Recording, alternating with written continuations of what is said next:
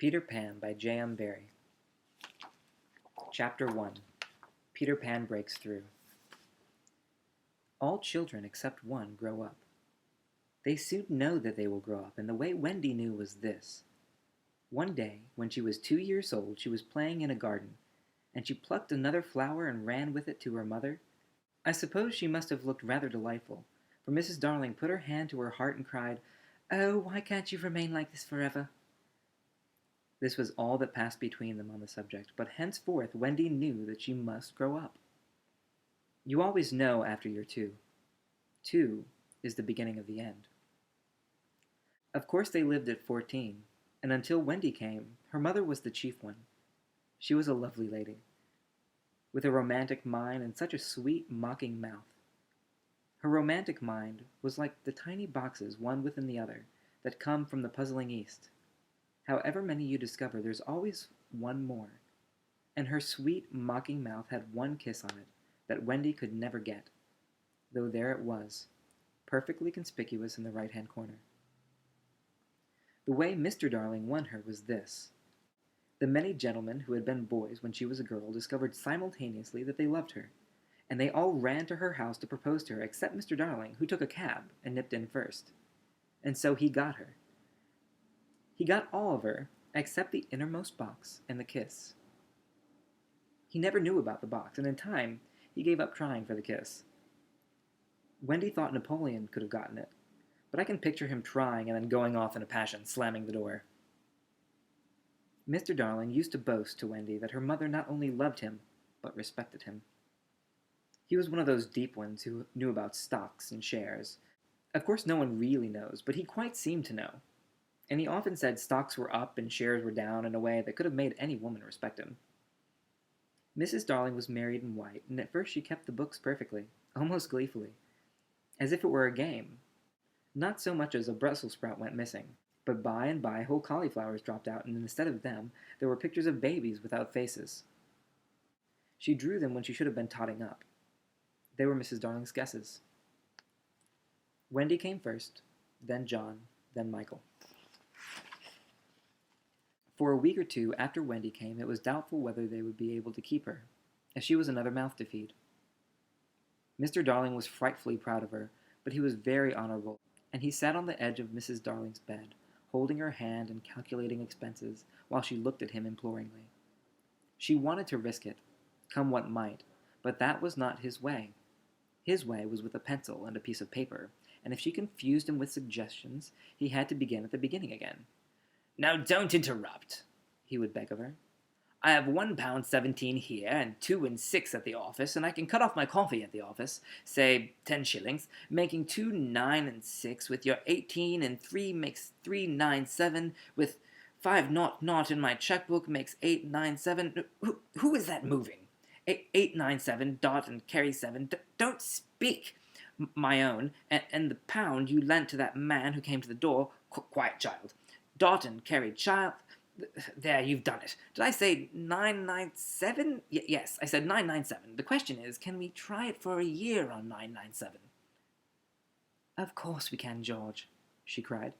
But she was prejudiced in Wendy's favor, and he really was the grander character of the two.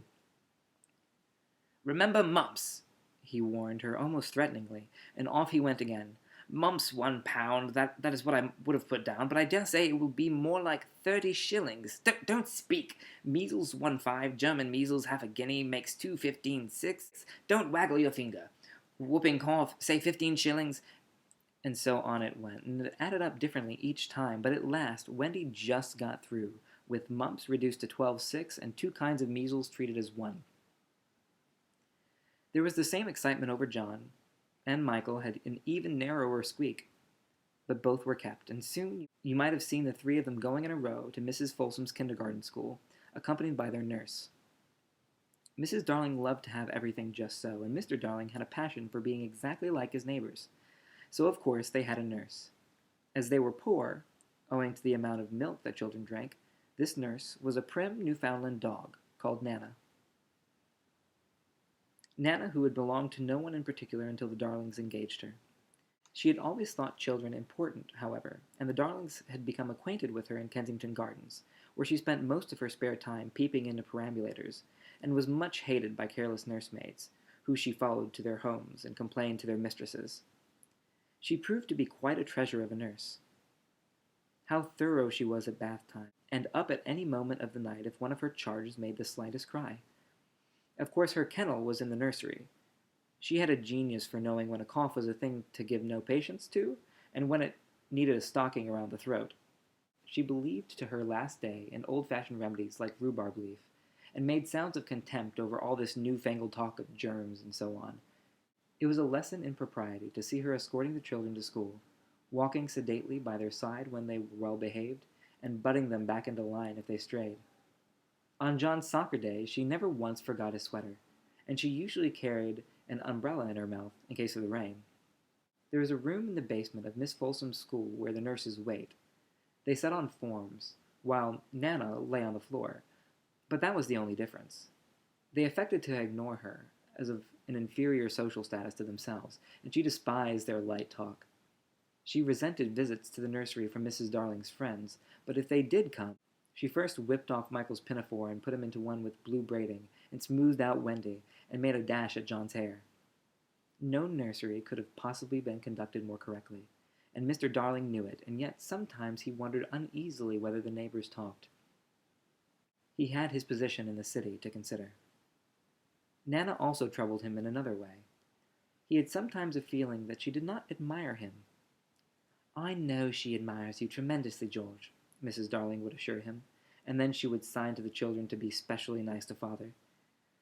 Lovely dances followed in which the only other servant, Liza, was sometimes allowed to join. Such a midget she looked in her long skirt and maid's cap, though she had sworn, when engaged, that she would never see Tim again. The gaiety of those romps, the gayest of all, was Mrs. Darling, who would pirouette so wildly that all you could see of her was the kiss.